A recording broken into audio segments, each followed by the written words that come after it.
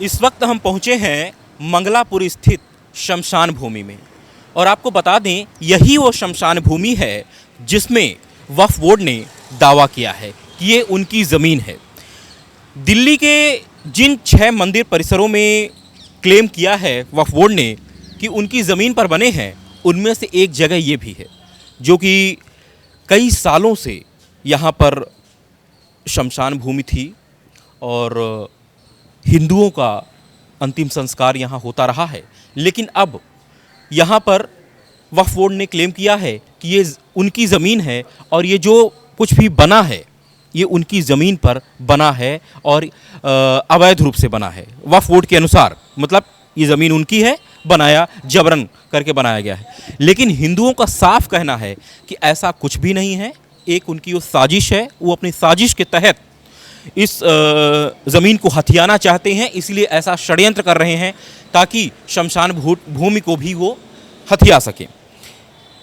इसकी हकीकत जानने और इसके बारे में जानने आज हम यहाँ पर पहुँचे हैं और कई सालों से इस शमशान भूमि का देख रेख कर रहे हैं दिनेश जी, जिनसे हम जानेंगे इसके बारे में और क्या क्लेम किया गया है और अगर कोई नोटिस लेके आता है या फिर कोई इस ज़मीन को खाली करवाने की कोशिश करता है तो तब ये क्या करेंगे।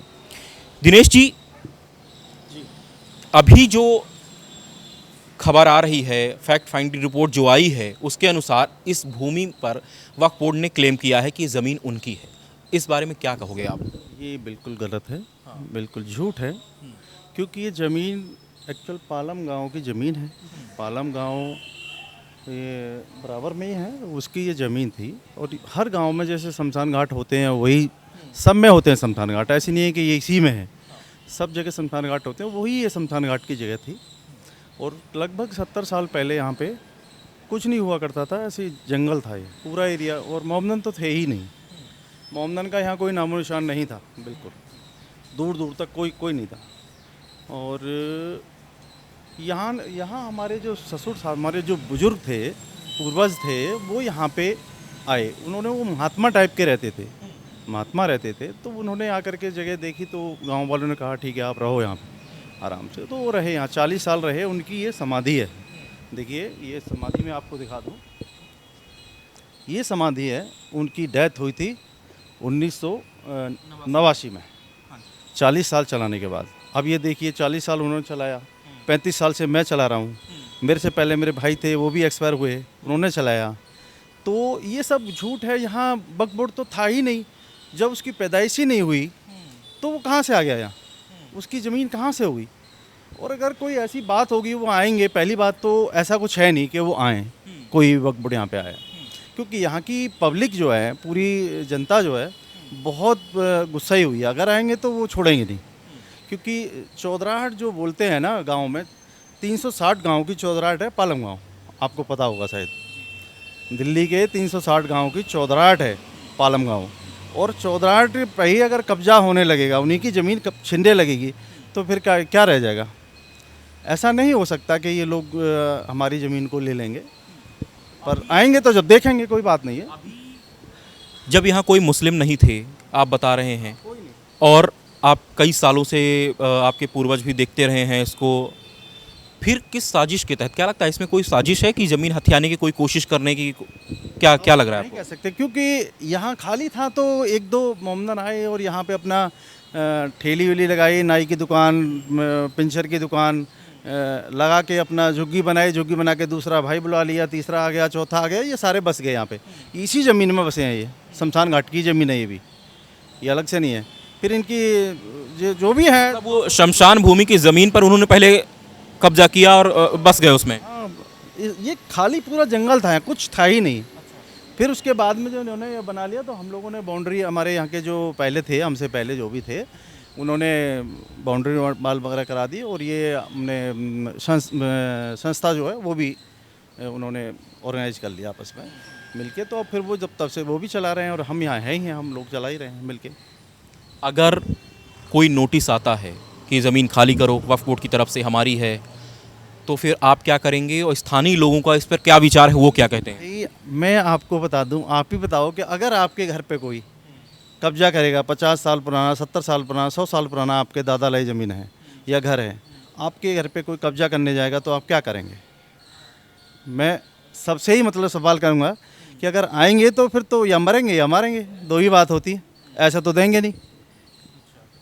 स्थानीय लोग क्या कह रहे हैं इस बारे में, क्या विचार? स्थानीय लोग सब हमारे साथ ही हैं, सब ये स्थानीय लोगों का ही है, हमारा अकेले का तो है ही नहीं। हम तो भाई ये शमशान घाट है और मंदिर और शमशान घाट ऐसे होते हैं, किसी एक के नहीं होते, ये सब जनता के हैं।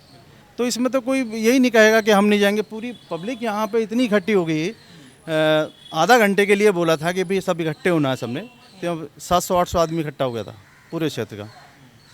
तो ऐसा नहीं है कि पब्लिक जागरूक है, हमारे हिंदू अब ऐसे नहीं है कि पहले की जैसे चलो कर लिया, बहुत ज़्यादा जागरूक हो गए हैं।